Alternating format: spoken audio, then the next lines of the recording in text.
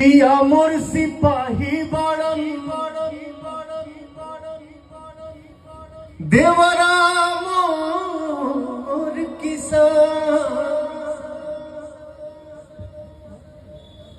रण में नाम करेलन पिया हर जीतेलन मैदान कौने काम लगन से देवरा खत्म करे खरिहान।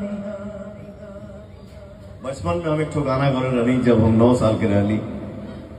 आज हमके वो गाना याद आ गई ना। कौन है बन दुखिया हरवा,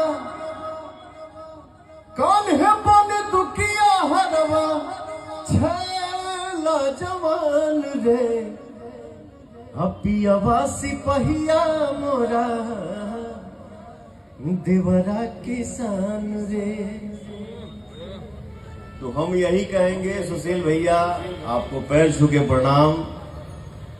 आपने अपने छोटे भाई को याद किया कि भाई मेरा आज यहाँ आएगा, दिखेगा, मैं खड़ा हूँ, ये मेरा सौभाग्य है सर। मैं आज बहुत खुश हूँ।